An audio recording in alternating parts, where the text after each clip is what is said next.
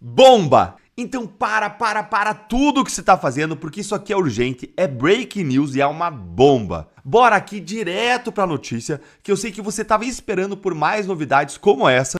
Olha aí. O senador Hamilton Mourão, ex-vice-presidente da República, se tornou alvo de críticas após uma reportagem do Financial Times revelar que uma reunião dele com o diplomata americano Tom Shannon em julho de 2021 teria sido o gatilho para uma articulação dos Estados Unidos em defesa do sistema eleitoral brasileiro e contra possíveis contestações do ex-presidente Jair Bolsonaro.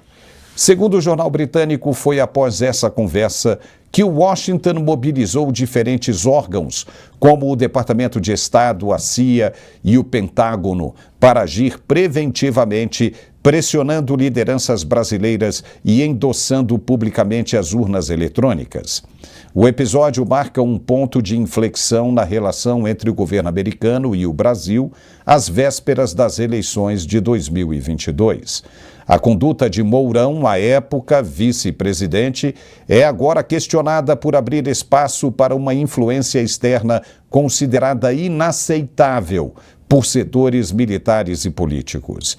Críticos apontam que, ao invés de proteger a soberania nacional, Mourão teria funcionado como facilitador de pressões diplomáticas que enfraqueceram o discurso de independência do país e alimentaram a narrativa de interferência internacional no processo eleitoral brasileiro. No Senado, Mourão costuma se apresentar como defensor da pátria, mas os bastidores revelados pelo Financial Times lançam dúvidas sobre sua coerência e sobre o real impacto de suas ações naquele momento decisivo para a democracia brasileira. Esses movimentos intervencionistas nunca tinham rosto. Ninguém sabia quem era. Desde essa época, ela e o Dom Werneck falavam de intervenção militar. A cereja do bolo é essa daqui, e eu vou pegar o meu iPad, porque eu quero ler o que o Ministério da Defesa falou em pronunciamento. Isso aqui é fundamental. Você lembra do início das manifestações de 2013. As manifestações de 2013, elas não tinham nenhum cunho político, né? No sentido de você via que a esquerda estava querendo manipular, mas eles não conseguiram manipular as manifestações de 2013. Aí, quando vem 2014, isso pré-MBL, pré-movimento de rua, pré-Zambelli, a Zambelli tinha aquele nas ruas, tinha o Revoltados Online, que é o coitado do cara, né? O usuário de droga, o malucão. Hoje ele me odeia. Normal, né? Eu acharia estranho se ele gostasse de mim, né? Coitadinho, né? Fico com dó dele. E, enfim, aquele movimento todo, tinha o Vem Pra Rua, né? E tinha uma turminha que ficava pedindo intervenção militar. E aí, quando a gente estava acampado lá, quem é que chegou para poder fazer a arruaça no nosso movimento, que estava organizadíssimo, cara, estava direitinho, o pessoal levava comida, a gente fazia o almoço ali para as pessoas acampadas. Quem é que chegou lá para tocar o terror nas nossas manifestações? Ana Priscila Azevedo, que é aquela menina que foi pega, os vídeos dela, ela amiga do Mourão. Nossa, infiltrada. Exatamente. Só que eu e a Bia, a gente já sabia desde aquela época que ela não prestava.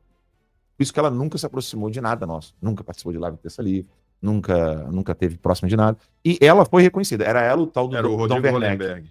Hollenberg, isso. Era o governador. Então, ela, Ana Priscila Azevedo, e o tal do Dom Werneck. E adivinha? Lembre-se, a gente está falando aqui antes do impeachment da Dilma. Tá? Antes do impeachment da Dilma. Quem é que aparece junto com a Ana Priscila Azevedo, dizendo que era amigão dela, cheio de foto, vídeo com ela, dizendo que não, ela mostrava, ela ostentava isso. Não, eu sou de confiança, olha aqui. General Hamilton Mourão. Olha só, hein? E aí, produção, isso é revelador, hein? Isso é revelador. Olha lá, esse é o Dom Werneck, aquela ali é a Ana Priscila Azevedo e aquele ali é o Mourão. Desde essa época, ela e o Dom Werneck falavam de intervenção militar. Isso antes do impeachment da Dilma. Que ironia, né? E o Mourão não tá na porcaria. Não, calma que piora. Calma que piora. Não, calma. Na verdade, isso agora que vai fazer sentido. Não, calma que piora. Eu tava perguntando dos dois L's ali. Eu falei, cola ali, ligação com cola. Eu falei, então, calma que piora, tá? Porque o que acontece? Mourão, em 21 de setembro de 2017, agora acabou o impeachment, a Dilma foi empichada, veio o Temer, e aí tá naquela iminência do julgamento do Lula. Lembram disso? É. Primeiro julgamento, que teve o tweet do Vilas Boas. Lembra do tweet do Vilas Boas? Vocês não lembram? Produção, coloca assim, tweet Vilas Boas, julgamento Lula no Google, que vocês vai aparecer alguma coisa aí. Só um detalhe, pessoal, prestem muita atenção no que o Alan tá explicando agora, porque vai conectar os pontos pra vocês. Vocês vão entender muita coisa. Daqui a pouco o Chiquini mergulha aí nesses interrogatórios de ontem e hoje, pelo jeito, acabou mesmo, que ia até sexta-feira, liquidaram tudo. Beleza. Então, aí a produção achou ali, olha ali, ó, tweet, tu não lembra disso aí? Olha só, bota ela, vê se você consegue ampliar, produção. É que a minha memória, essas coisas não saem da minha cabeça. Ó, tweet de General Vilas Boas sobre Lula foi discutido por ministros de Bolsonaro. O que acontece? O Vilas Boas faz um tweet falando que se não houvesse um julgamento justo com relação ao Lula, ou seja, o cara tem que ir pra cadeia, que as Forças Armadas iriam atuar. Ele deixa isso nas entrelinhas. E esse é o primeiro indício. Tá? E aí o Mourão fala, em 21 de setembro de 2017, de intervenção militar com o general da ativa. Então você tem o tweet do Vilas Boas, o Mourão falando em intervenção militar, e aí você pensa o quê? Pô, um general da ativa falando em intervenção militar, o pau vai torar. O cara vai perder, vai ser rebaixado, alguma coisa vai acontecer, certo? Errado. Ele não sofre nada. E o ministro da Defesa, Raul Jungmann, diz até que não tem problema nenhum. Ele era ministro da Defesa do Temer. E ele é quem sai em defesa do Mourão. Então, se você colocar no Google, botar só no Google, é só botar assim, Raul Jungmann, Mourão e intervenção militar. Ele vai dizer lá, não, ele falou ali só uma coisa de tese. Lembra que ele fala com essa grossa assim, que é babinha, o Jungmann? Ele falou, não, tá de boa. Não aconteceu nada com o Mourão. Tá? Só que tem um detalhe. O Raul Jungmann, junto com o Etchegoin, eles participam do IREE, que é o Instituto de Relações, não sei o quê. O que é aquilo ali? Comissão do Senado convida Jungmann para explicar fala general sobre intervenção militar. Não deu porra nenhuma pro Mourão. Mourão falou em intervenção militar. Literalmente. Eu não estou colocando palavras na boca do Mourão aqui. Tem até o vídeo. Cavalo de Troia. Eu tenho até o vídeo aqui. Eu tenho um link do vídeo do Mourão falando isso. Fardado. Bom. Fardado, irmão. Ele fardado falando disso. Então, foi colocado no imaginário popular, no imaginário das pessoas, desde 2006, mais ou menos, é onde eu consigo fazer o track, né? Traçar, não, É o histórico, né? O histórico. Trilha. Trilhar, né? Então, até onde eu consigo ir nas minhas investigações, 2006, pode ter algo antes, né? Mas 2006 foi a primeira vez, Lula era presidente, né? Ainda no primeiro mandato, lembrando que o Lula sobe ao Palácio do Planalto em janeiro de 2003. Então, 2006, 3 anos depois, ou seja, o Lula estava indo para o último ano, né, na presidência, você tem um panfleto que foi divulgado, um artigo do professor Olavo de Carvalho, onde o professor Olavo critica esse panfleto que foi divulgado, onde os generais estariam, né, supostamente, argumentando quais seriam as razões para uma intervenção militar para tirar o PT. A argumentação era toda pecuniária, ou seja, era só questão de grana. E o Olavo esculacha os caras. Fala assim, porra, tá vendo como é que vocês são um bando de bosta? Você tem aqui narcotráfico, você tem Comando Vermelho, você tem PCC, você tem o Foro de São Paulo, você tem o Lula na presidência, dominando o Ministério da Defesa, apoiando o FARC, fazendo tudo que está acontecendo, Tríplice Fronteira, o Cacete A4, Al-Qaeda, Hezbollah, Hamas, tudo acontecendo, e vocês vão dizer para mim que o motivo é roubo? Né? É nesse artigo que o professor Olavo fala. 2006. E 2006. E nesse artigo, aí depois os militares falaram que não era de autoria deles, e aí o Serrão era o editor do jornal onde o Olavo estava escrevendo, ele falou assim, ó, não é, e não é de autoria dos militares. Aí o Olavo fala, eu vou manter a minha crítica, porque não importa se isso é de autoria dos militares ou não.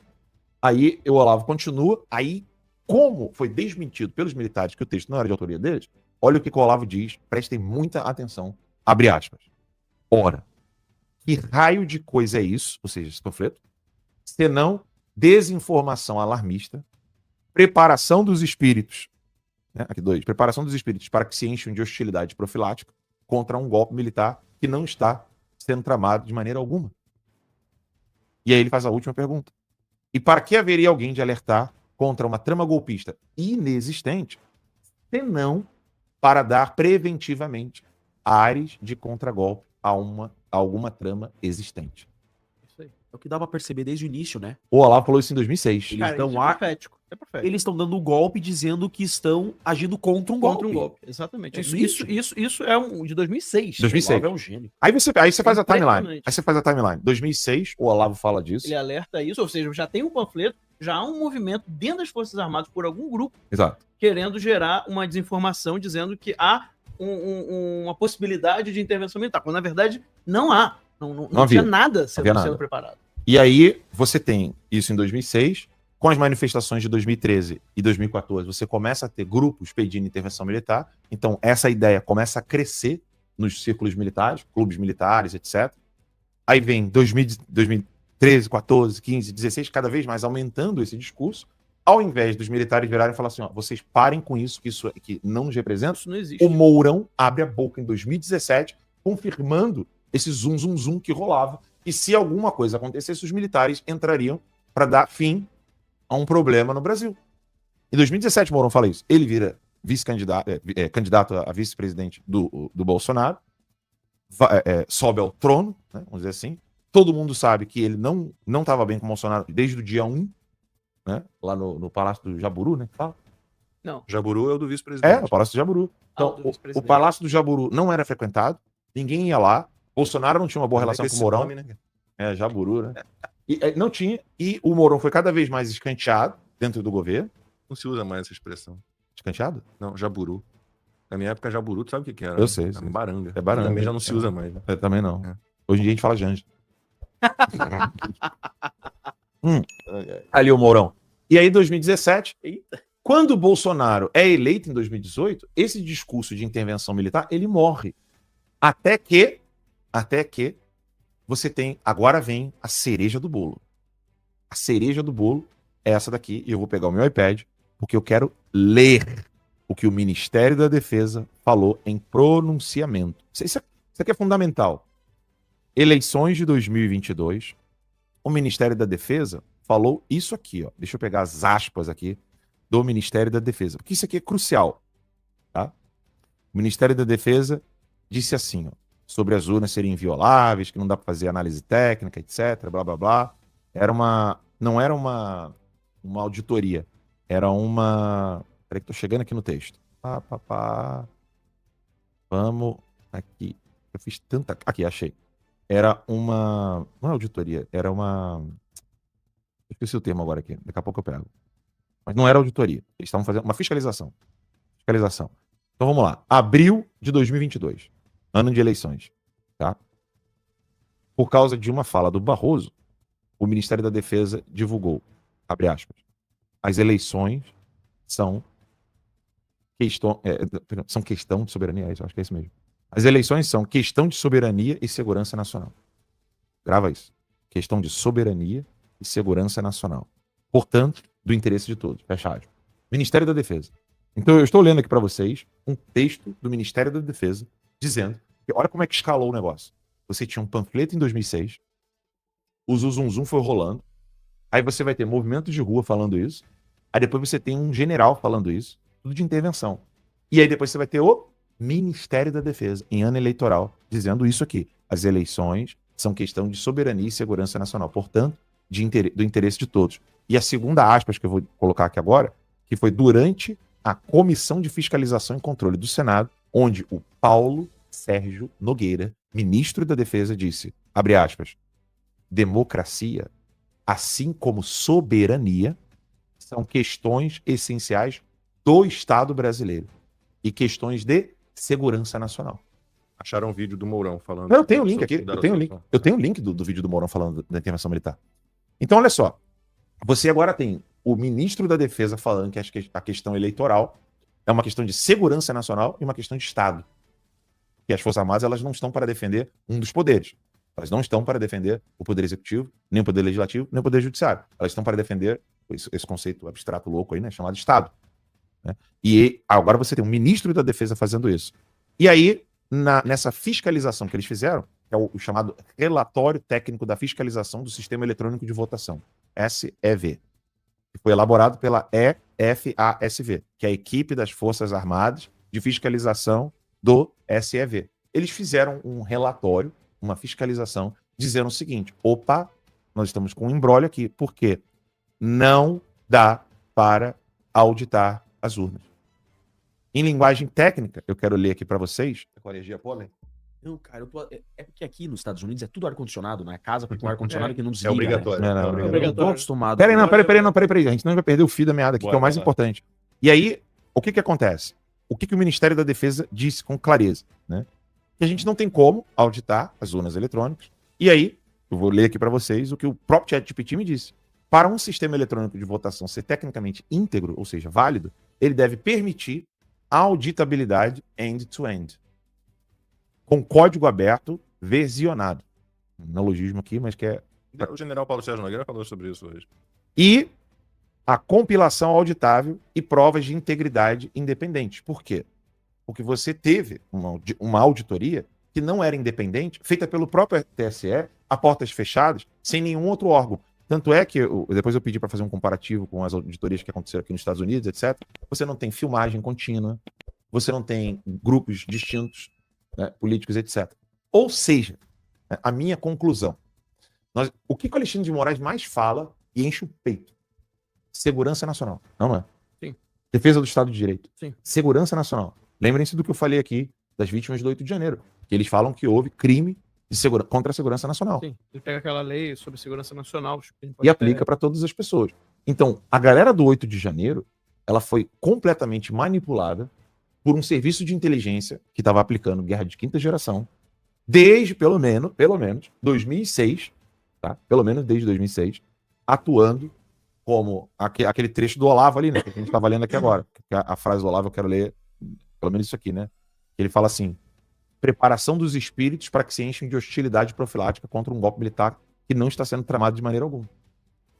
Eles fizeram isso, e aí você pode perguntar para todo mundo que estava no 8 de janeiro.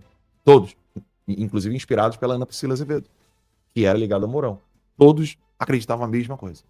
Que as Forças Armadas iriam salvaguardar o crime contra a segurança nacional, que é o problema de você não poder auditar as urnas, e que você não tem nem como afirmar e nem como negar que houve fraude nas eleições. Falo isso sempre.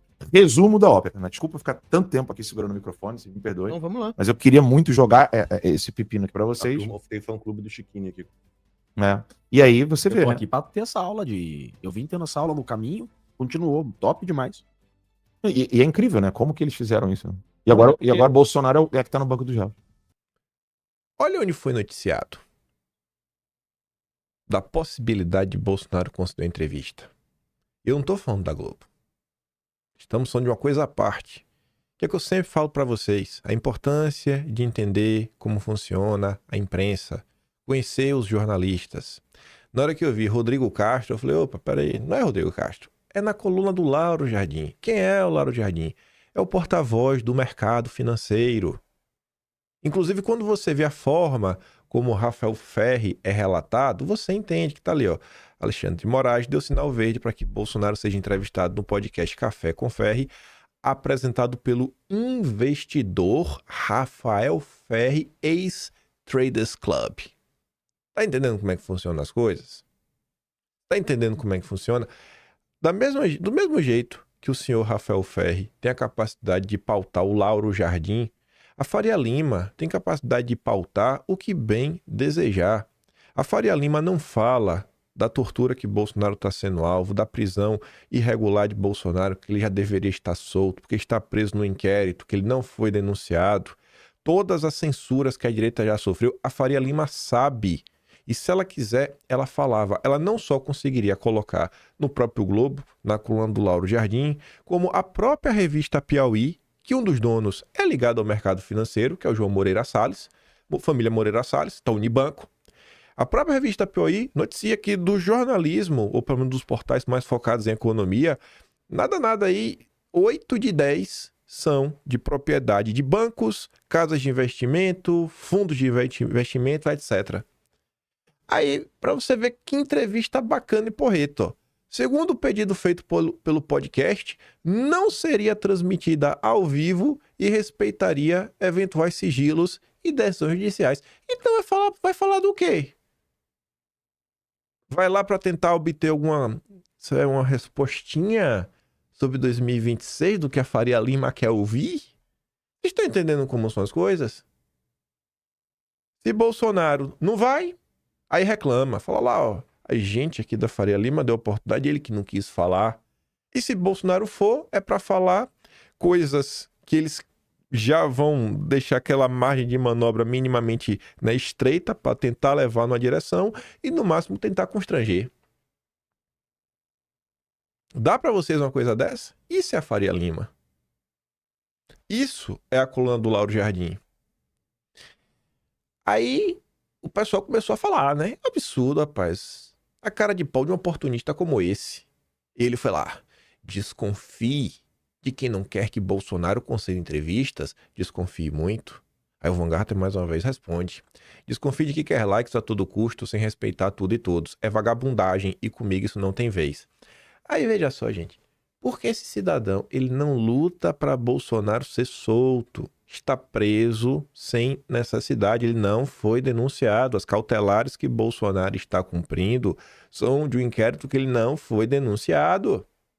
Mas ele não se contentou aí não. Ele foi lá gravar videozinho. Foi gravar o videozinho. Alexandre de Moraes aceitou hoje meu pedido para entrevistar Jair Messias Bolsonaro. Eu, que sou um dos grandes apoiadores da direita no Brasil.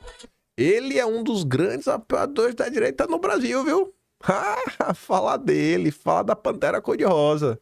Entrevistei todos os líderes da direita, sempre estive com a direita, sempre estive com a família Bolsonaro. Me causa surpresa hoje ouvir críticas da direita de pessoas que não querem que o presidente Bolsonaro se pronuncie ou fale. Me surpreende demais e me causa até arrepios. Por que a direita não quer que o presidente fale? Quais são as intenções das pessoas que querem que o presidente fique calado? Eu sempre fui um crítico, costumar só olhar nas minhas redes sociais do STF. É isso aí, né? Eu não vou continuar nessa ladainha chata, não. Ele fica aí falando um monte de leseira e tudo mais. E aí que foi aceito e pipipi. Eu mando esse vídeo completo, tu vai lá e assiste, sabe? Eu não vou nem perder meu tempo. É só pra vocês verem, né?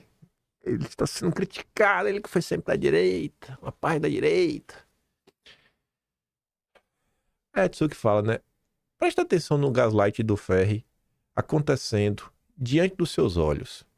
A direita que ele tenta culpar, sem nomear, por querer Bolsonaro calado, são na verdade os bolsonaristas. A verdade é que eles querem Bolsonaro falando, mas sem restrições e ao vivo. E não com amarras que podem representar uma cilada. Quem realmente quer Bolsonaro calado é parte da direita, incluindo ele, que há muito tempo já descartou Bolsonaro como candidato em 2026. Não mexe uma pena e não denuncia nada do que está sendo feito contra o Jair. A Anitta fala assim, ó, cara, sabe quem é que tem que desconfiar? Você tem que olhar com desconfiança quem de repente consegue um passe livre para entrevista exclusiva, quando tantos profissionais de veículos de imprensa já bateram na porta e não tiveram chance. Ainda mais, se essa autorização serve para esse alguém tentar arrancar de um refém uma declaração que alivie o rombo dos próprios negócios. É incoerente. O mesmo ministro que impôs silêncio ao inocente, agora permite que ele fale exatamente naquilo que antes havia proibido? Cai quem quer. Agora o ministro vai deixar da entrevista. Agora. Pra Faria Lima. Aí você vê, né? Não é estranho? Bolsonaro não pode falar com os próprios advogados. E a imprensa noticia isso normalmente. Metade da população não se indigna, a direita e a sem-direita seguem tocando o barco e só sobra nós, os malucos. Os malucos, né? Passam pano para Bolsonaro, os radicais. Com os advogados não pode falar pro telefone, não. Mas pode dar entrevista, né? Pros podcasts da vida. Mas vamos voltar a falar da entrevista, né? Carlos Bolsonaro. Aqui deve ser os oportunistas, né, Pantera? Você que é próximo da família Bolsonaro. Ele é próximo da família Bolsonaro. O sujeito impondo regras de entrevistas e para quem, né, vai cedê-las, né? A quem nem era para estar preso e que é mantido em cárcere ilegalmente por iniciativa inconstitucional. Transformar esse país numa várzea. E tem gente fingindo normalidade democrática para tratar de sucessão. Quem é que tá, né, fingindo essa normalidade? Tem muita gente fingindo normalidade, viu? Nossa senhora. Tudo tem muito método. E o Ágape né, atualiza, né? As definições de usuário foram definidas. Agora, o homem é vítima, testemunha, investigador, procurador, juiz e assessor de imprensa. O Moraes é polivalente, viu? Minha Nossa Senhora. Ele sabe fazer tudo. Ele é bom em tudo. Pegando aqui na sequência, antes da gente falar ainda um pouco mais da entrevista, porque eu acho que tem tudo a ver com o que está acontecendo no momento de Brasil. Tem coisas que eu acho que deveriam ser prioritárias, porque, gente, eu tava conversando comigo meu hoje, né? Ele tava falando de filho de criança, eu tava falando com ele de escola, e ele falou assim, ele não faz questão de colocar o filho na escola mais cara de todas, eu também não sigo por essa linha. Eu falei, bicho, sabe o que é que eu aprendi na vida? É que não tem o amanhã, cara, é o hoje. E não é assim, não é viver o momento, mas resolver as coisas hoje, sabe? O pessoal às vezes se matricula na universidade para depois que se formar, ou quando estiver perto, procurar um estágio. Cara, tenta trabalhar no que tu quer já hoje. Já tenta aprender o que você quer fazer hoje. Pra que esperar tanto tempo pra estagiar, já estagiar hoje, não espera nem a escola terminar. Resolve agora. Aí você vê que, quando se trata de Bolsonaro, ninguém quer resolver agora. A promessa é pra depois que se eleger. Na volta a gente compra. Que é o que o Carlos tá comentando, né? Chega desse papo de eu darei indulto se for eleito. Para enganar inocentes. Chega! Bolsonaro, quando presidente, com sangue nos olhos, com vontade de fazer, com coragem para peitar, concedeu a graça a Daniel Silveira e mesmo assim foi atropelado pelo sistema. Hoje estão destruindo não apenas o Daniel Silveira, mas também milhares de brasileiros presos ilegalmente e morrendo nas prisões, longe de suas famílias e mais afastados ainda da legalidade. É hora de mostrar a verdade sobre a destruição dos direitos no Brasil e partir para a defesa real da democracia. Bolsonaro está preso de forma ilegal, assim como tantos outros inocentes. Enquanto isso, a imprensa e a organização escolhem quem podem ser, a direita permitida, criando fantoches para controlar a oposição. Defender a verdade e denunciar os abusos é estar de fato ao lado da democracia e da direita. Tanta gente com muito poder, com voz. Por que, gente, o presidente da República pode falar, mas governadores não podem? Por que deputados federais podem falar, mas senadores não podem? Na verdade, só quem fala são os bolsonaristas radicais. Ninguém mais fala nada. Mas todo mundo quer os espólios de Bolsonaro. O resto não passa de blá blá blá para enganar e servir ao jogo do sistema. Cobrar firmeza e coerência não é desunião. É exigir que se revele o verdadeiro caráter de quem diz defender o povo, sem conchavos sofisticados que apenas perpetuam a farsa, como são os governadores democráticos. Papinho mole, papo furado que não leva ninguém a lugar nenhum. Só conversa mole pra boi dormir. Aí corta pra cá. Quem que não quer que Bolsonaro fale, desconfie. Pronto. Tem que desconfiar do Carlos, tem que desconfiar do Eduardo também. Chegou lá e falou, eu não conhecia esse seu lado tão vil. Parece já saber as respostas e deleita-se por ser agraciado pelo regime com a permissão para fazer o podcast. Em vez de trabalhar pela liberdade de uma empresa injustamente, regozija-se por poder entrevistar o sequestrado. Mais do que lamentável, sua repugnante. Se meu pai topar participar disso, as pessoas verão, na verdade, um refém em cativeiro. Pior ainda, se for confirmado que Bolsonaro estará censurado e não poderá falar sobre seu processo. Ao que parece, apenas seus algozes, quero dizer, juízes, podem falar fora dos autos. Ninguém pode exigir mais do que Bolsonaro já fez. Continuarei levando adiante essa batalha e suas bandeiras. Mesmo sem comunicação com meu pai, seguirei sendo seu principal aliado, mostrando isso com ações e não apenas com palavras. Eu tenho certeza que a maior parte de vocês queria fazer alguma coisa e se sente mal por dentro, se sente impotente diante do cenário. Mas mesmo sem poder fazer nada, vocês estão falando, vocês estão reclamando, vocês estão levando a queixa à frente. Quantos de vocês queriam poder fazer alguma coisa, mas não, assim, se sente impotente? Um negócio assim que chega a dói. O que é que eu posso fazer por Bolsonaro? O que é que eu posso fazer pelas vítimas do 8 de janeiro? O pessoal do 8 de janeiro, gente, eu fico vendo, assim, Tem vários que estão em situação calamitosa. Suas famílias também. E às vezes a gente nem discute isso. Porque é dinheiro que falta, o cara tá preso, às vezes o cara era a renda principal da família, quando não era metade da renda. A família de muitos está na pior, as FAV aí tá o tempo todo correndo para tentar ajudar, não deixar o pessoal na mão. Às vezes garantir o básico, garantir a comida, o prato de comida do dia. Aí tu pega aqui o representante da Faria Lima, tá fazendo o quê? Já não denuncia, não quer nem coçar o bolso, coça o bolso aí, cara. Ajuda as vítimas, pelo menos. Já estão sendo tão injustiçados na cadeia pra não faltar comida pra família delas. Ninguém liga, pô. E fica esse papinho, União da Direita. Projeto T, o plano T, Tarcísio. Por fim, Dado termina falando, no entanto, se for mesmo falar com meu pai pessoalmente, ao menos leve o recado de que mesmo aqui à distância, eu, Heloísa, Geórgia e Jair Henrique o amamos e temos muita saudade e orgulho dele. Corta pra cá.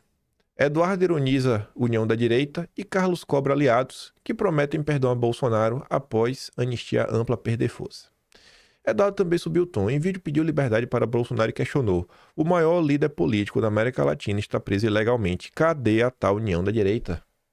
Ninguém abre a boca. Ninguém abre a boca num caso que ele está preso no inquérito, que ele não foi denunciado. Aí tu quer me convencer que vai ser Tarcísio, Zema, Caiado, Ratinho Júnior. Então, calados que vão dar um indulto para Bolsonaro, vão peitar o sistema, vão peitar o Supremo. Não consegue abrir a boca agora, vai ser depois. Mais um dia de Jair Bolsonaro preso legalmente e a União da Direita segue muda. A Sarita aqui ecoa o que muita tia do Zap, tia do churrasco, eu também queria falar. Veja como falta a virtude nesses políticos. São incapazes de comentar uma injustiça acontecendo hoje com a liderança política, porque isso poderia prejudicar os seus planos pessoais de poder, uma vez que a elite política, financeira e intelectual do país concorda com essa injustiça, por tirar do caminho quem não se dobra a ela. Para ficar de bem com a turminha que manda e desmanda, todo mundo fica calado. Imagina uma postagem assim, pô. Na boca de qualquer governador democrático. Mas tinha que ser no Judinir, né? Bolsonaro sob cautelares em inquérito que não foi denunciado. É revoltante ver o presidente Jair Bolsonaro submetido a medidas cautelares no inquérito 4.995, um processo no qual ele nunca foi denunciado, e mais absurdo ainda é usar a condenação na farsa da trama golpista como justificativa para mantê-las. Essa farsa não tem relação alguma com esse inquérito. Quem pensa assim atropela a lei e o direito de defesa. Além disso, a condenação do Supremo ainda não transitou em julgado, não pode servir de escudo para violar garantias constitucionais. Permitir que um ex-presidente viva sob tornozeleira, prisão domiciliar e censura sem um devido processo formal é conformar-se com estado de exceção. Essa ilegalidade precisa ser denunciada em voz alta. Não há moral jurídica nem legitimidade para esse tipo de perseguição arbitrária. Custa. Se fosse o meu pai, Ave Maria, se fosse o pai de vocês, se fosse o pai de vocês, não, se bem, vocês já tratam o Bolsonaro como pai. Cara, o que falta para o povo abrir a boca? O que falta? O cara que fez e aconteceu para a direita tá onde ela tá. Para você ver como tá a situação dele. Pela boca do médico. Bolsonaro segue com crises de soluços que ficam mais intensas quando ele fala muito. Deve ser por isso aí que o Ferg, que ele deu entrevista, né? Ele persiste com crises de soluços, mais intensas quando se exalta ou fala muito. O vômito ocorre de forma reflexa quando as crises ficam muito fortes e auxilia na interrupção dos soluços. Estamos insistindo em tratamento medicamentoso para controle e profilaxia dessas crises. Não tem uma causa definida e não consegue resolver. Olha a vida que esse cara tá vivendo. Qual o crime dele? Amar o Brasil. Tentar mudar alguma coisa. Despertar o povo. Acorda, gente, porque tá acontecendo, o povo acordou. Não, vamos destruir a vida dele. Aí o Paulo Figueiredo foi ontem lá no Metrópolis. Essa postagem aqui da Thalita, o próprio Carlos Bolsonaro repostou, né? O Carlos compartilhou. Não que o Carlos viu alguma... Sei lá, né? Acho que ele deve ter visto alguma coisa valorosa. Eu posso estar errado também. Não sou intérprete nem porta-voz do Carlos Bolsonaro. Falo por mim. Figueiredo, o presidente Bolsonaro não está bem de saúde. Não sei como alguém pode se aproveitar de uma pessoa nessa situação. Nós estamos falando de um senhor com uma série de problemas de saúde decorrente de uma facada que ele sofreu. Libertem o presidente Bolsonaro. Vamos aqui ouvir o Paulo Figueiredo. Mas nesse vídeo que eu quero... Esse vídeo aqui foi bacana, mas é o outro. É o outro vídeo que eu quero dar muito mais atenção. Então, se você juntar os pontos, isso está bastante claro, a ideia é, a não ser que vocês escolham Tarcísio como candidato de sucessão ao presidente Bolsonaro, ele vai sofrer as consequências para a sua saúde. E o presidente Bolsonaro não está bem de fato de saúde. O próprio governador Tarcísio deixou isso claro. Eu já venho chamando a atenção disso há muito tempo com as pessoas que eu converso, que têm contato direto com o presidente, que dizem que o presidente tem tido problemas de saúde grave, tem uma dificuldade até de falar, tem soluçado muito. Nos áudios com o Silas Malafaia, que o Alexandre de Moraes tornou público, a gente vê que isso é um problema que já vem se arrastando. E eu, sinceramente, não sei como é que alguém pode se aproveitar de uma pessoa nessa situação. Nós estamos falando de um idoso, um senhor, o presidente Bolsonaro é um senhor, com uma série de problemas de saúde decorrentes da facada que sofreu, que não consegue falar porque sofre crises de soluço. Eu não sei se você já teve uma crise de soluço, Pavinato. É uma das coisas mais agoniantes que tem. É agoniante você ter um dia. Agora você imagina meses e meses e meses do presidente Bolsonaro passando por isso. Por isso que eu digo, é um homem numa situação de refém para que possam ser atendidos conchavos das mesmas pessoas que fazem política completamente desinteressadas no Brasil e interessadas apenas nos seus cargos, nos seus esquemas, eu não estou nem aqui necessariamente falando de corrupção, mas nos seus esquemas lato senso de poder. Então, é uma situação escandalosa. E é por isso que eu digo, a segunda coisa que eu não faço mais de conta que existe no meu comentário político é eleição. Porque isso não é eleição para 2026. Eleição para 2026 é a população escolhe quem são os candidatos que têm mais chance, esses candidatos vão às urnas e a população escolhe quem será o próximo presidente. E não só presidente, também temos questões dos candidatos ao Senado, a deputado e por aí vai. E hoje no Brasil nós não temos mais isso.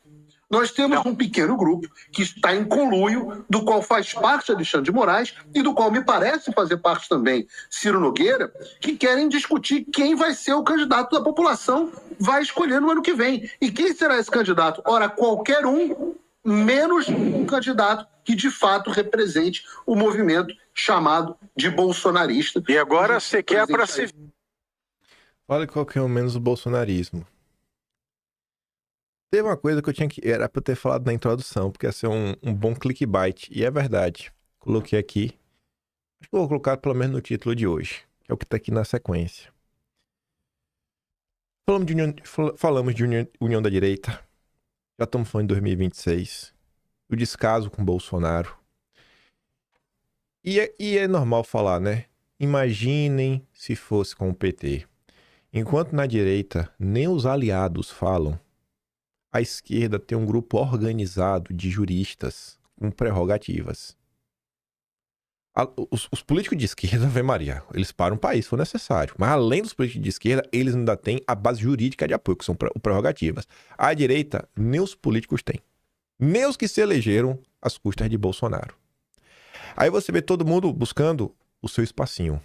Os conluios pelo poder. Na esquerda, o pessoal abre mão, o pessoal renuncia se for necessário. E para não ficar só no fala-fala, sem mostrar, veja isso daqui. Cara, eu li isso daqui, eu bati palmas. O Boulos é brabo. Que inveja eu sinto disso daqui. Como eu queria esse tipo de comportamento nos políticos da direita. Veja só. A escolha de Boulos.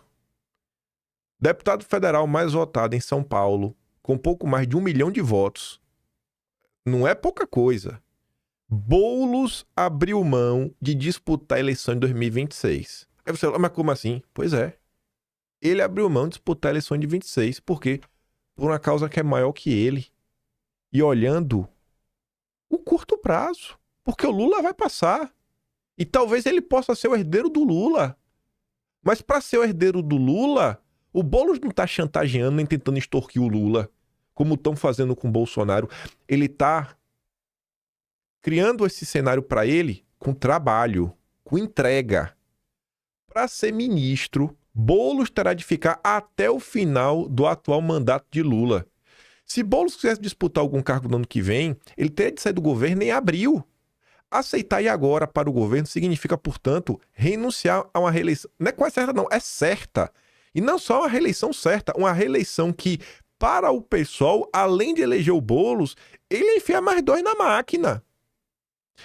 Ou seja, ele está apostando, ele tá renunciando à eleição e apostando na reeleição do Lula e em ser escolhido novamente como ministro. É uma tripla aposta. Ele está apostando que ele vai colher louros por estar no governo do Lula, que o Lula vai se reeleger e o Lula vai manter ele como ministro. É ter fé num projeto político. É trabalhar num cenário até de curto prazo. Porque o Lula vai passar. Cedo ou tarde o Lula vai passar. E o cara tá disposto por quê? Porque a política não é só ter o cargo.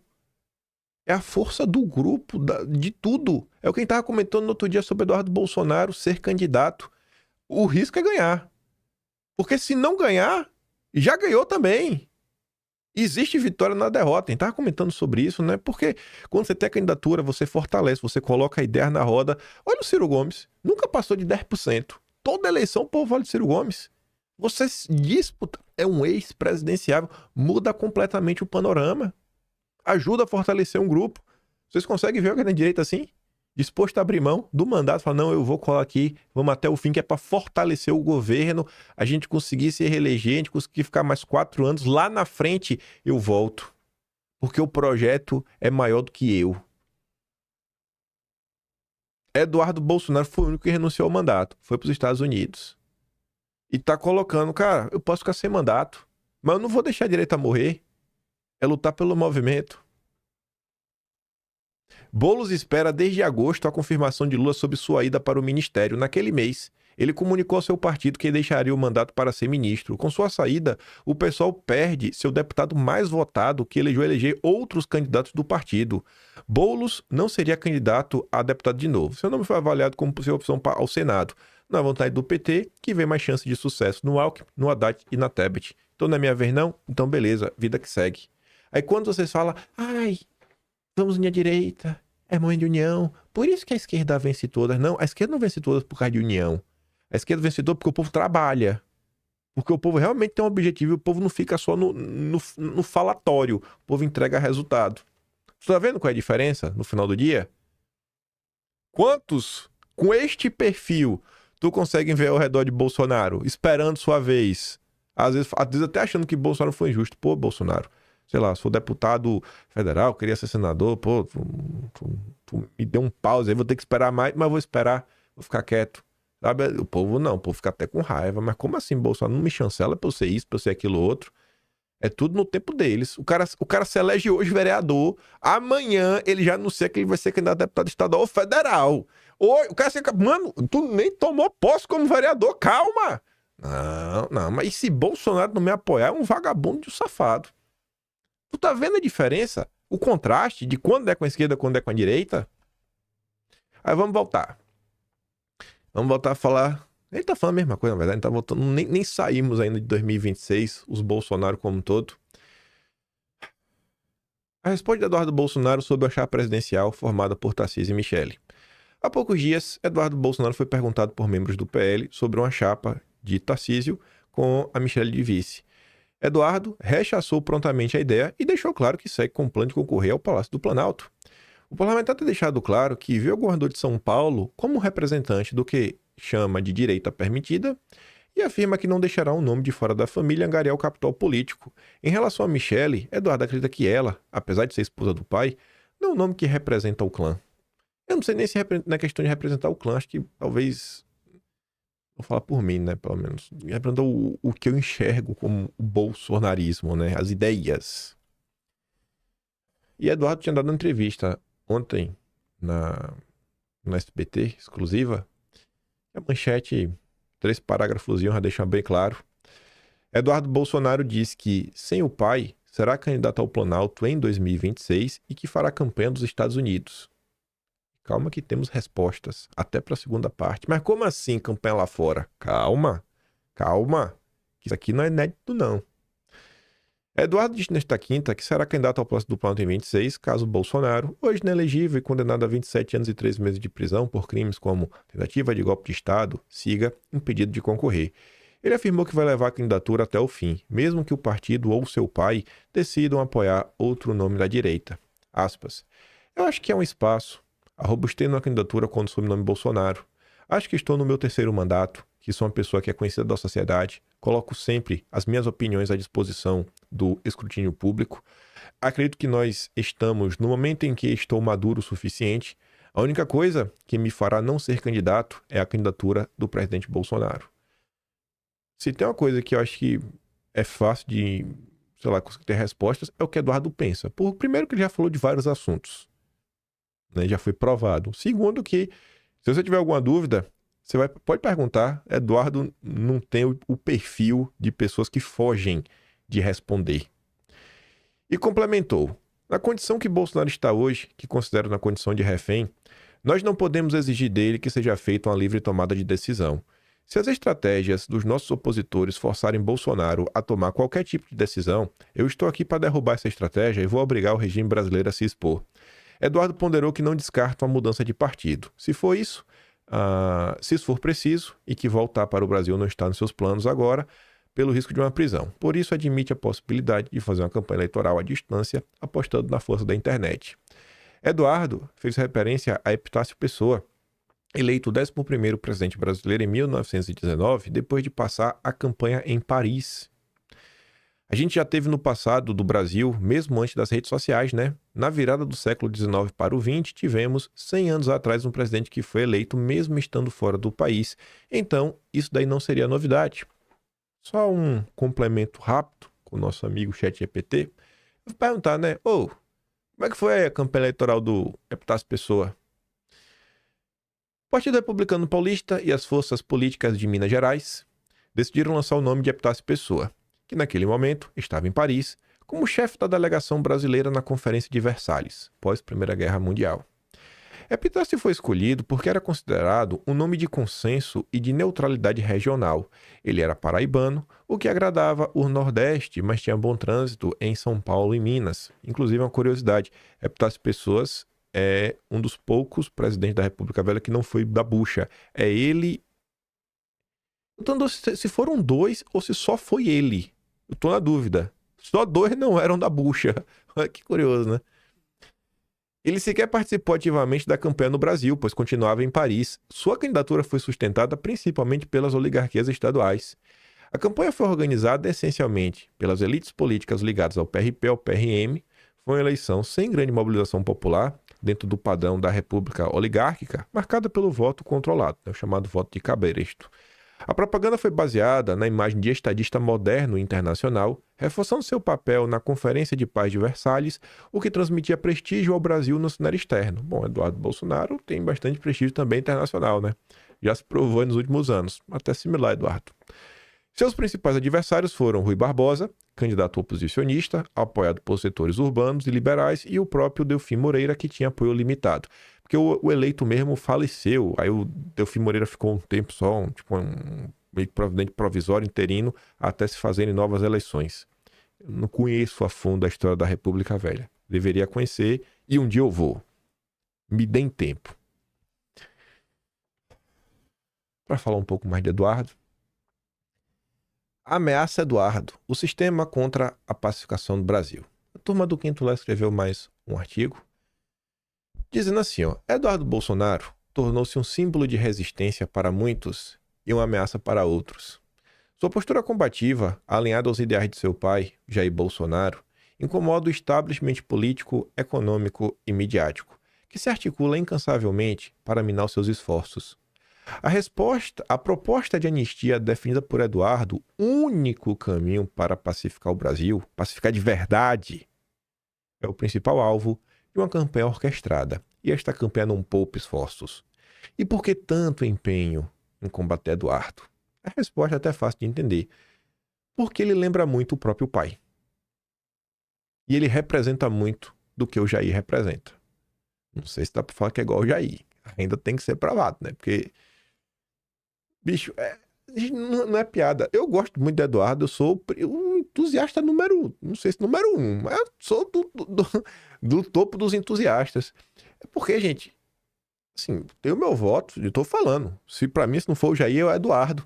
Mas pra mim ainda é difícil falar isso, porque não é duvidando da capacidade do Eduardo, mas eu vi com estes olhos, né? Eu vi tanta coisa que Bolsonaro sofreu, bicho, por mais que você veja a coragem de algumas pessoas, o que Jair sofreu, ele realmente sofreu. Aconteceu, eu vi. Não é difícil, porque na história do Brasil, cara, faltam pessoas iguais. Assim, o Jair já está num patamar. O Eduardo é uma promessa que eu acredito mesmo. Boto minha mão no fogo, espero não queimar. Mas o Jair tem que tratar de uma forma diferenciada, né? O Jair Bolsonaro, bicho, tá louco, velho. Olha, assim, acho que na vida, isso é o ponto, acho que é por isso que todo mundo gosta, né? Você vai assim, na história, a gente cresceu o tempo todo naquela história, né? No Brasil, o político só rouba. O político só faz isso, só faz aquilo outro. Aí é tão difícil ter fé na vida, nas coisas. E de repente emerge lá o Bolsonaro. E a gente começa a acompanhar a política, a gente começa a entender as coisas. A gente começa a ver que, pô, não é bem assim. E aí retoma aquela esperança no coração, né? Dias melhores. Tanto quando o Bolsonaro venceu, pô, pra mim é nova era, agora vai. E a gente dá o próximo passo do entendimento, da complexidade da vida. E o cara vai, e a gente levanta. Não, já vai. O próprio processo como um todo, né? Foi a facada. Eleição em 2018. Da mesma forma que Eduardo, a depender, pode fazer uma campanha de fora. Eu lembro eu chegando no trabalho, tipo, 4h50 da manhã, né? E ela registrar bater o cartão lá na faxina. E eu lembro de pegar o telefone, bicho, na rede social. Na hora que eu abro o telefone, Facebook na época não era eleição no Twitter. Bolsonaro toma facada. Tinha, assim, pouco tempo acontecido. Meu Deus do céu. Olha, foi uma sensação assim, eu falei, não acredito, bicho.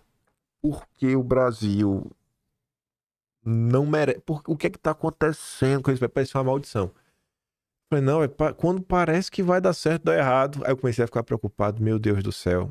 Eu não ia ligar pra minha mãe, eu lembro que assim... Quando você vai orar no dia a dia, você ora assim, você acordou de manhã, você ora ali deitado mesmo, vai dormir deitado mesmo na cama, pelo menos sou eu, né? Não sou assim de botar o joelho no chão. Poucas as vezes na vida. E poucas vezes também na vida, sabe? Eu acredito piamente em Deus, né? Piamente em Deus, Jesus Cristo, meu Senhor, que me guia.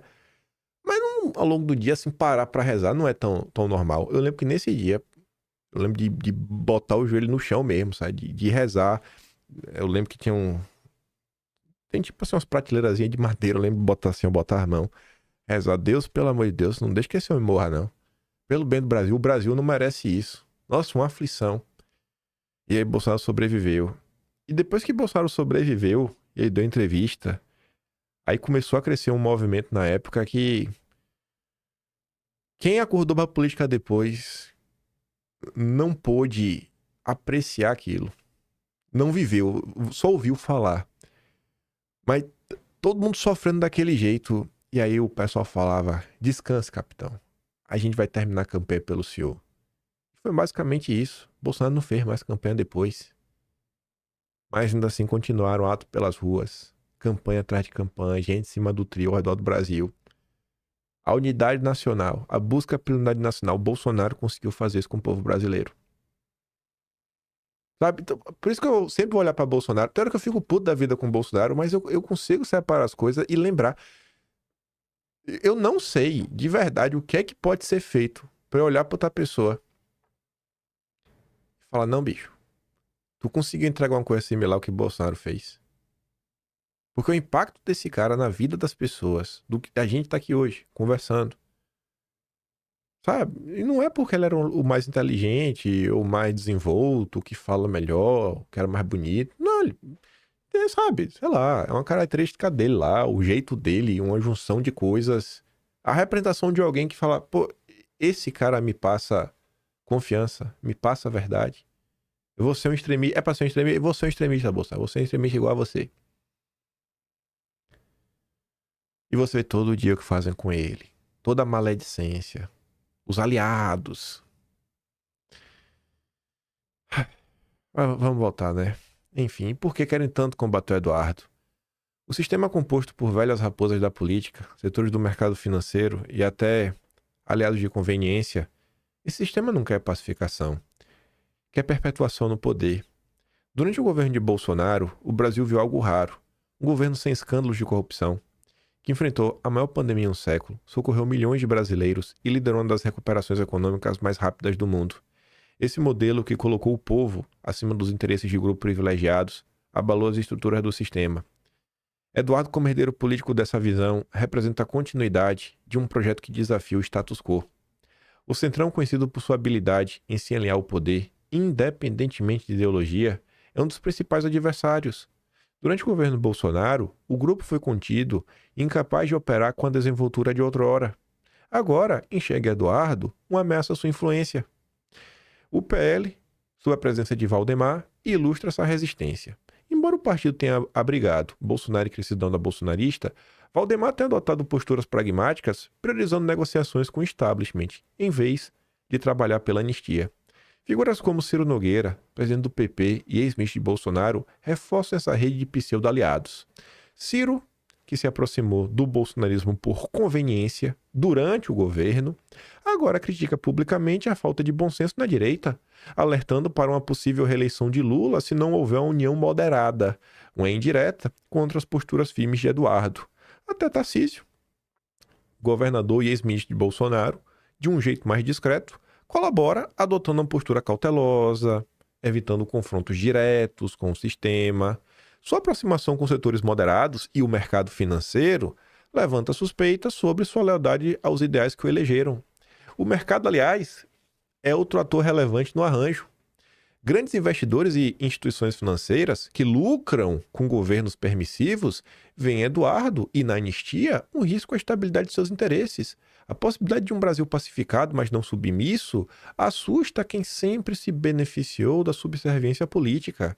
A imprensa, com notícias plantadas, manchetes sensacionalistas e narrativas distorcidas, pinta Eduardo como uma figura extremista. A anistia é retratada como uma afronta à democracia, quando, na verdade, é uma tentativa de resgatar a unidade nacional. O sistema não quer diálogo. O sistema quer controle. Muitos se aproximaram de Bolsonaro quando ele ascendeu ao poder, mas nunca abraçaram verdadeiramente seus valores. O sistema se reorganiza porque no governo de Bolsonaro não pôde fazer o que sempre fez, serviço do povo. A ameaça Eduardo não é contra o Brasil, mas contra um sistema que teme perder os seus privilégios. E aí que vem esse vídeo aqui do Figueiredo, que eu gostei e muito. Vou ler só o primeiro parágrafo do Grilo e do Play. Para ficar melhor, é essencial um projeto de desenvolvimento nacional de longo prazo, bem elaborado, detalhado e consistente, focado no povo e não no establishment. Paulo Figueiredo vai falar do Brasil, no momento, do Eduardo. Vamos botar aqui. Vejam só. Esse aqui eu quero botar com imagens. Até porque Paulo Figueiredo não vai reclamar de direito autoral, né? Pelo amor de Deus, Figueiredo. Tá tudo errado.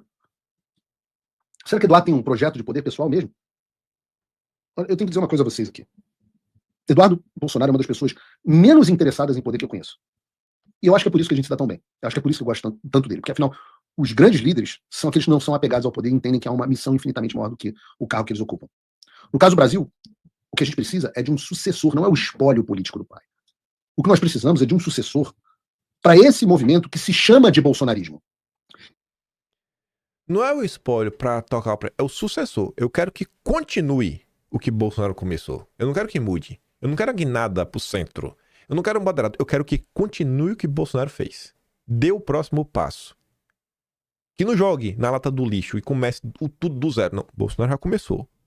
Continua de onde parou. Pelo amor de Deus. E não é porque nós precisamos substituir o presidente Bolsonaro. Mas Bolsonaro tem 70 anos de idade com a condição de saúde prejudicada. A presidência da República suga a vida de uma pessoa de forma inimaginável. Tem aquela famosa foto do Obama, né? O antes e depois dele chegar à presidência dos Estados Unidos. O próprio meu avô sofreu, fez ponte de safena, infartou como presidente. A presidência destruiu a vida do meu avô, a saúde dele. É problema o dia inteiro. É pouco tempo de sono. É sempre. Não o Lula que está encaixaçado o tempo inteiro, mas os outros é sempre uma emergência para resolver, é uma mentira da mídia para derrubar. Você não tem um segundo de descanso. Eu não desejo essa vida, eu vi isso dentro de casa. Eu não desejo essa vida a ninguém. Mas o fato é que nós precisamos de um sucessor para o movimento que se chama de bolsonarismo. Mas o que é o bolsonarismo? O que é o bolsonarismo? O meu diagnóstico do Paulo Figueiredo. O que é bolsonarismo? Eu, às vezes, acho que, por mais estranho que isso possa soar a vocês, nem mesmo o Bolsonaro compreende bem o que é o bolsonarismo. E eu concordo com o Paulo Figueiredo. Eu acho que Bolsonaro não entende, inclusive, o seu próprio tamanho, sua própria importância e a sua própria magnitude. Vamos continuar. Eu explico. O bolsonarismo, ele é um movimento que está contido dentro de um movimento maior do Ocidente, chamado Movimento Nacional Populista. Movimento Nacional Populista. Assim, eu não quero ser arrogante nem nada, viu? Mas eu venho comentando com vocês há muito tempo, né? A importância da direita brasileira compreender o que está acontecendo fora do Brasil, nas outras direitas ao redor do mundo, que elas vêm dando uma guinada nacionalista de forma assim clara. É porque no Brasil você pega principalmente os intelectuais da direita brasileira, uma parte aí liberais, né? Liberal, conservador. Quando o cara escuta a palavra nacionalismo, ele pensa em comunismo. Então tu chama de patriota, chama de soberanista, chama do que tu quiser. Eu fico feliz de ver que o Paulo Figueiredo não tem nojinho. Não tá com nojinho das coisas. Vamos continuar. O Bolsonaro e o bolsonarismo são a face brasileira desse fenômeno, que é um fenômeno global. Então, nos Estados Unidos, a gente tem, obviamente, o maior nome disso, que é o Donald Trump. Isso. No Reino Unido, a gente tem o Nigel Farage. Isso. Na Hungria, a gente tem o Viktor Orbán. Em Portugal, a gente tem o André Ventura e o Chega. Na Espanha, a gente tem o Santiago Abascal, o Vox. Na Itália, a gente tem a Meloni. Na Argentina, a gente tem o Milei. E, de fato, no Brasil, não há ninguém que simbolize esse movimento melhor do que o presidente Bolsonaro, com toda aquela simplicidade dele. O contato direto com o povo, a franqueza, o movimento nacional populista é muito autêntico, o Bolsonaro é muito autêntico, a forma de se comunicar, a forma de se conectar com o povo. Se conectar com a pessoa comum. Gente que nunca teve interesse em política, que passou a amar a política e amar o presidente Bolsonaro. Isso é dele, isso é Deus, colocou a mão nele e falou assim, é você. Mas a natureza do nosso movimento é, acima de tudo, um movimento anti. Não um movimento propositivo, ele é um movimento anti-algo. Ele é um movimento anti-sistema, ele é um movimento de rebelião, de revolta. Ele é a revolta de você, a sua revolta, a revolta das pessoas comuns contra uma elite. Que é muitas vezes uma elite financeira, que é, por exemplo, a Faria Lima. Tô gostando. O que é que eu falo, gente? Falou, a gente tem que sair do anti e dar o próximo passo. É um propositivo. Tá me assistindo, né, Paulo Figueiredo? Tá aprendendo. Essa parte não, porque eu tô falando isso tem um bom tempo, né? Encontrar eco em alguma outra voz, isso me deixa muito feliz, sabe? Isso me deixa feliz. Eu acho que isso aqui é importante, gente. Não, assim, eu acho que às vezes a direita... Eu não vou falar isso não, porque eu não... Eu falo o seguinte, acho que às vezes a gente também temos que discutir alguns assuntos para além da notícia do dia. E assim, se a pessoa for... Porque assim, eu tenho um programa de bancada às vezes, porque assim, o que é que tu achou disso aqui? Aí 5 pessoas diferentes dão a mesma opinião sobre a mesma coisa. Aí ficou meia hora discutindo a mesma coisa, só com opiniões diferentes, mas que no final do dia assim, isso aqui é ruim. É basicamente isso. Às vezes falta a gente começar a tentar falar outras coisas, analisar outros contextos, ter outro tipo de discussões. Eu acho que isso aqui, esse tipo de discussão é importante. Ajudar a politizar as pessoas. Paulo Figueiredo que já falou alguma coisa que já deixou o Constantino maluco. Já falou do mercado financeiro, já falou da Faria Lima. Mas como assim? Ave Maria, não pode falar. Meu Deus, não toca na Faria Lima. Não sabe, Paulo Figueiredo, que não pode falar da Faria Lima. Mas vamos ver os outros braços do que é o sistema Paulo Figueiredo. Uma elite intelectual e acadêmica, as universidades, os pseudocientistas, né? As cartinhas da USP e não sei o quê. A elite midiática, a velha mídia representada aí especificamente pela Globo News. E uma elite política. uma elite política, o centrão, o establishment. Todas essas pessoas que montaram um esquema de poder que só beneficia a elas, que não enquanto você paga a conta e se ferra. Que propõe algo que nós reconhecemos como, na maioria das vezes, demoníaco. Ora, na política, o movimento nacional populista, que no Brasil é o bolsonarismo, é uma revolta contra isso daqui, ó. Essa é a revolta. É isso que nós somos. Nós somos uma revolta contra isso. Essa foto explica melhor do que ninguém contra o que a gente luta. O que é isso? São 3 caras que não têm voto decidindo o destino e o futuro de um país inteiro.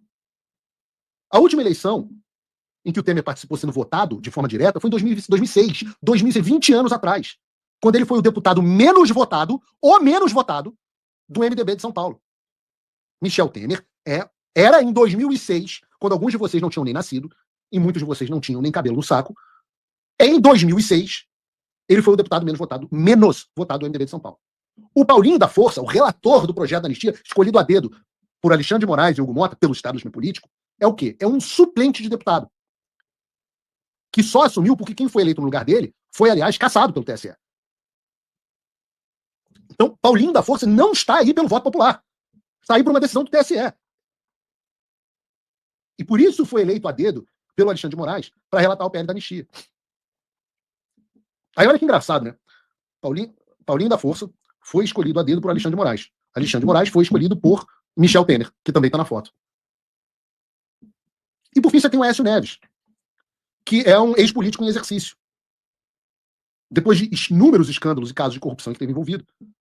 Um cara que saiu de ex-candidato à presidência da República, que pode até ter tido a eleição dele roubada, ex-senador por Minas Gerais, ex-presidente da Câmara dos Deputados, hoje ele mal consegue se eleger deputado federal. E isso aí, essa imagem, é o símbolo do establishment. Pessoas que não têm apoio popular, decidindo as pautas mais importantes do país, com o apoio imenso de quem? Da Globo. Da Faria Lima.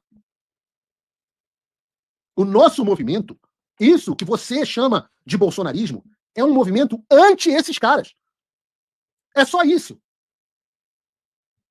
Porque é isso que os caras da Globo querem que volte. Um bando de político com projetos pessoais de poder que preferem vender a mãe do que perder o cargo. Então, o Ciro Nogueira. O cara tá vendo que a reeleição no Piauí tá difícil e vai se colar no grupo que ele acha que vai vencer as eleições no ano que vem. Porque assim ele não perde a boquinha, não perde os instrumentos de poder e de enriquecimento. Isso é projeto de poder. Isso é um projeto de poder. O nosso movimento não é um movimento de projeto de poder. Ele é um movimento de destruição dos seus projetos de poder. Mas aí que tá um ponto, Paulo, que tem que mudar. O nosso movimento tem que ser um projeto de poder. Não é pra ter vergonha disso, não. Tem que perder a vergonha. Tem que bater no peito, sabe? Falar, eu sou bolsonarista mesmo e eu tenho um projeto de poder. A gente vai ter um projeto de poder. O meu projeto de poder é tirar o teu poder. Porque o poder existe. O poder existe. Se você quer tirar os outros lá, você tem que pegar o poder pra você. Então, a gente vai ter, sim, um projeto de poder. A diferença é que não, projeto de poder mesquinho, pessoal, que deixa o povo de lado, que quer se servir do povo. Mas tem que ter vergonha disso não, pô. Mas a gente vai tocar o terror. Vocês vão tocar o terror, não. Porque eu falo assim, a gente fica parecendo até que eu vou entrar pra alguma coisa. Eu não vou entrar, não. Nada. O Paulo Figueiredo aí já colocou o nome dele na roda, falou que podia ser, acho que medida de defesa por 15 dias. Eu não falei nada, não serei, não estarei com o nome nas urnas e também não quero cargo nenhum. Mas só a gente falar, né? Nós bolsonaristas vamos sim ter poder, a gente vai botar pocando. Eu não tô aqui para ter poder nenhum. Eu tô aqui para acabar com a vida de todos vocês. É só isso que eu tô fazendo aqui. Não, eu tô aqui pro movimento ter poder. Eu tô aqui pro movimento ter poder, para falar, para informar. Você também, Paulo Figueiredo. O que você tá fazendo, você pode não querer o poder. Mas o que você tá fazendo, falando, tentando explicar, é pro movimento ter poder. Não podemos ter vergonha disso não, pô. É bater no peito mesmo, sabe? Falar, estamos aqui para isso. Vamos fazer, vamos acontecer. A gente vai salvar esse país. Que é do Zap, obviamente, né? A gente tô ampliando, né, a discussão. Eu não tenho proposta nenhuma. Eu só quero que vocês se fodam. É só isso. A gente precisa ter proposta. Precisamos ter. Não pode só ficar nisso.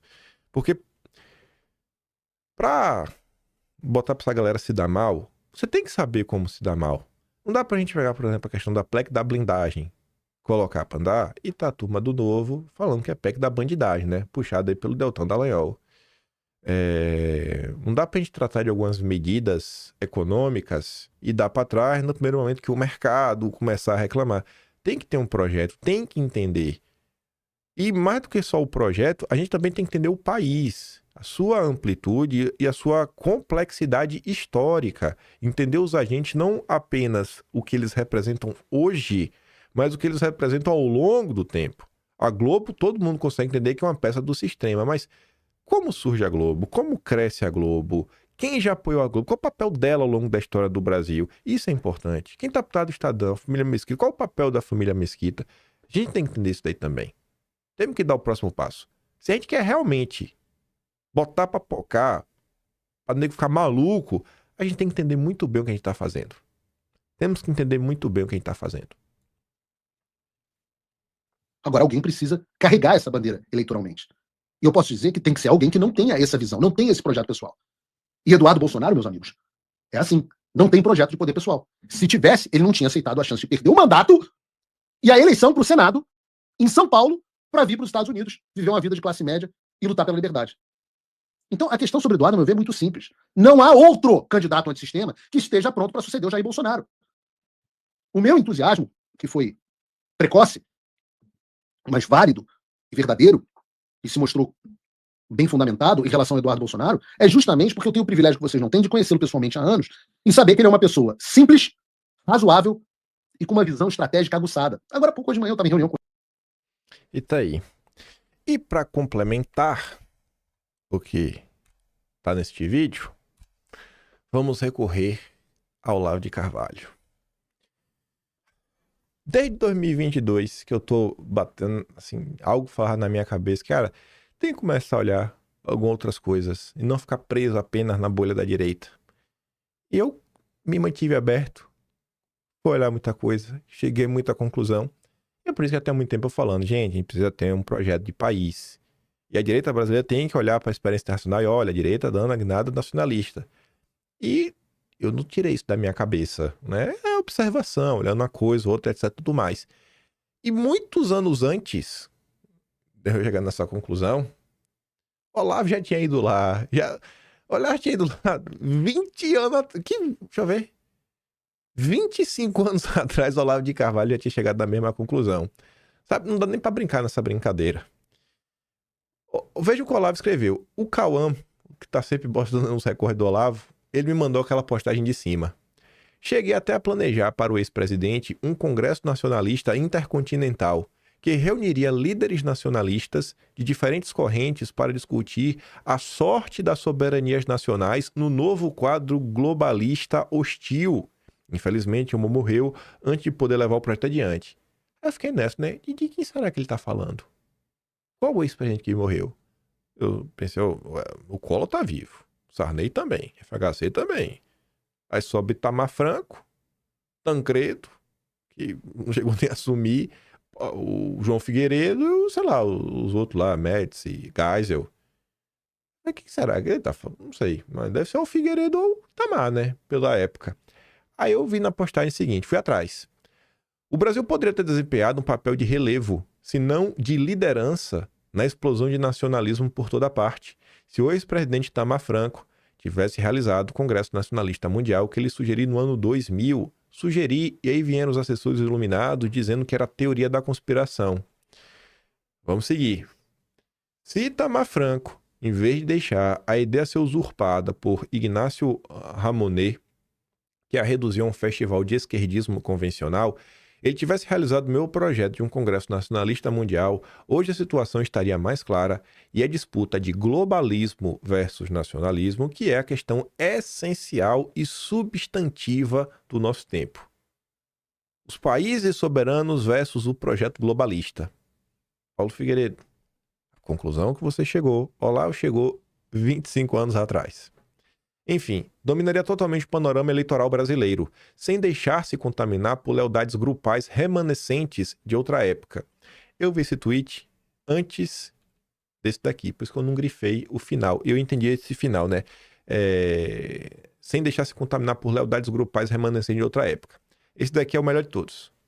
Quando, mais de 15 anos atrás, sugeri ao ex-presidente Itamar Franco a realização de um Congresso Nacionalista Mundial, foi porque já estava claro para mim que os germes de uma resistência nacionalista estavam brotando por toda parte e poderiam crescer até constituir uma quarta força capaz de desestabilizar o jogo dos 3 blocos globalistas. Um papel que caberia idealmente à Igreja Católica, mas que ela já havia desistido de cumprir.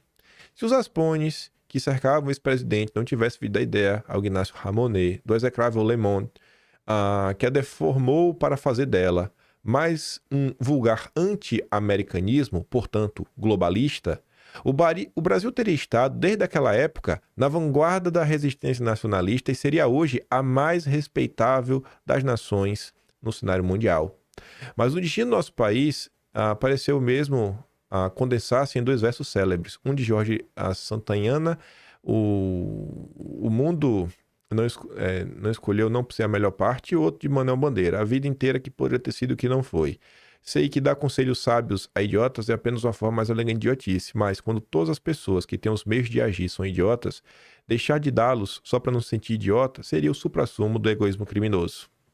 E cá estamos nós. Contra o que Trump está lutando? Contra o que Trump se elegeu na primeira vez? Contra o que Trump se elegeu na segunda vez? E você vê, inclusive, a luta que se intensificou nesse segundo mandato do Trump contra o Soros, o Orbán já encampou há muito tempo. E estava por ali o tempo todo. Esse movimento nacional populista que está comentando, ele se expressa sempre com a revolta ao regime que tem, né, vínculos com forças internacionais gigantescos, catalogados há mais de século, pelo menos no Brasil. Mais de século baseado em quê? A independência do Brasil, o dinheiro para o Brasil se financiar, né, para emprestar, para pagar Portugal, foi emprestado pelo Banco Rothschild. Não é Rothschild, é Rothschild que se pronuncia. Quem quebrou o Barão de Mauá, que podia ser o Elon Musk, podia ser não. Sem piada, Barão de Mauá teria sido muito maior do que Elon Musk, o que ele representou na época. Quebrado também pelo Banco Rothschild. Quando o Brasil precisava renegociar a dívida em 1891, quem emprestou? Banco Rothschild. Quando o Brasil foi comprar o Acre, o Brasil comprou o Acre para não ter guerra, resolveu com dinheiro. Quem emprestou dinheiro? Banco Rothschild. Quando o Brasil precisava lá conter os preços de café que estava variando demais, estava muito baixo, para queimar o café e tudo mais, 1924, dinheiro dos Rothschild. Precificação da Vale, Rothschild. Quem está ajudando Nelson Tanuri atualmente nas licitações que ele quebra, quem? Rothschild. Quem Ratinho Júnior contratou sem licitação lá na questão da Copel? Rothschild. Não é aleatório, estou pegando só um braço para a gente tratar de questões ligadas ao mercado financeiro internacional. Você pega os Rockefeller, aí estude a família Moreira Salles, Walter Moreira Salles e o senhor Rockefeller. Estude o desenvolvimento da saúde no Brasil, da estrutura burocrática, Ministério da Saúde e tudo mais, junto com os Rockefeller. Veja onde você vai parar. Fundação Ford. Estude isso em paralelo ao Fernando Henrique Cardoso, ao crescimento de pautas chamadas Agenda Woke e Agenda SG. Ulisses Guimarães, o grande patrono aí da Sexta República Brasileira, confessa na entrevista lá que ele deu para a revista Manchete que no ano de 77, ou foi 74, ele contratou o SEBRAP do Fernando Henrique Cardoso para produzir um projeto aí para o partido e pela primeira vez na história começou a entrar essas questões de gênero, indigenista, ambientais, pelas mãos do SEBRAP, do FHC, fundado com o dia da Fundação Ford. Não é aleatório. O Lula, que é o Lula, junto com o FHC, Diálogo Interamericano, que tinha como vice-presidente o Peter Bell.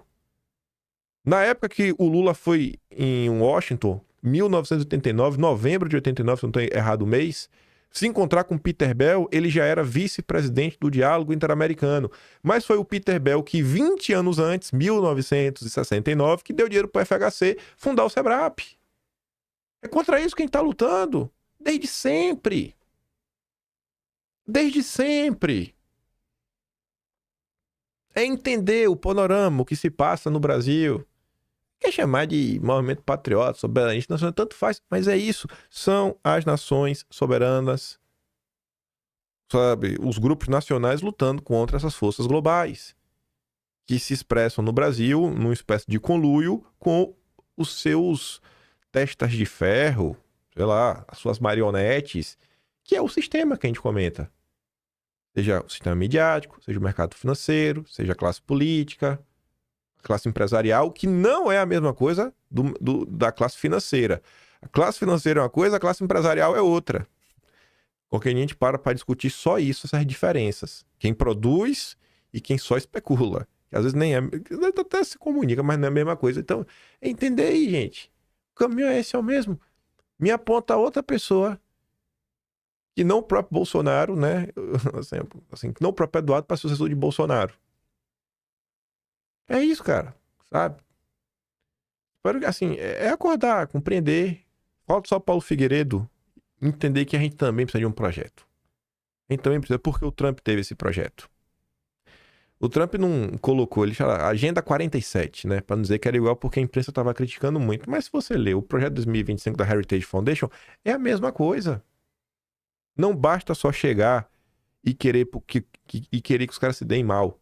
Para o cara se dar mal, você tem que saber como fazer para eles se darem mal. Onde bater para machucar. E também tem que chegar lá para dar melhor qualidade de vida para o povo. Para melhorar a qualidade de vida, melhorar a segurança pública. Realmente chega lá para resolver, não vai resolver, né? Que a política você não resolve da dia para noite. Mas para colocar para as coisas começarem a avançar e melhorar dia após dia. Dia após dia. Enfim. Tinha mais coisa pra gente comentar, mas nessa primeira parte ainda, já tá longa aqui, já tô com 1h07. E a segunda parte, Magnífico, nem deu tempo. É isso, vamos que vamos. Não deu nem tempo de falar talhar ferro ontem também. Aí tá acumulando, né? Vai acontecendo isso, no final do dia vai parar tudo no Atlas. Mas no Atlas tá lá, não se preocupem. Enfim, eu fico por aqui. Vou mandar os vídeos que eu dei play lá no... Não sei se precisa mandar os vídeos. Sei lá, tem tanto corte aí o tempo todo. Mas enfim. O que eu dei play, que eu já baixei, os dois que eu botei aqui, não vou mandar o vídeo da Pantera, não. Mas enfim, eu vou mandar uma coisa lá no Telegram, sempre mando vez ou outra também uns artigos lá do Quinto. O pessoal faz um PDF bonitinho. Se gosta do meu trabalhinho, quiser ajudar um pouco mais, pode ser um membro do canal. Tem um botão de valeu, tem o Patreon na descrição e tem o Atlas Brasileiro. Temos que dar o próximo passo. Amadurecer contra a direita, sabe? Continuar o que Bolsonaro fez. A gente não é pra gente disputar o espólio, é pra gente continuar o trabalho que o Jair começou. Sabe? O Jair merece isso, que a gente continue dia por dia. Não é voltar, esquecer, não. É assim, Jair, onde é que o senhor parou? Pronto, a partir daqui a gente vai dar mais um passo. E vamos lá, e vamos indo. E se o senhor quiser, porque não pode cobrar também, né? Vamos, Jair. Quiser se perder de novo, tem todo o meu total apoio. Agora, do jeito que tá, se ele falar, eu não tenho saúde, mas vocês querem me matar, eu vou falar o quê? Não, Bolsonaro, vai lá, morre por mim. Sacanagem, né? Aquele grande beijo e abraço. Tamo juntos. Vejo vocês amanhã. Falou, meus amigos. Fui.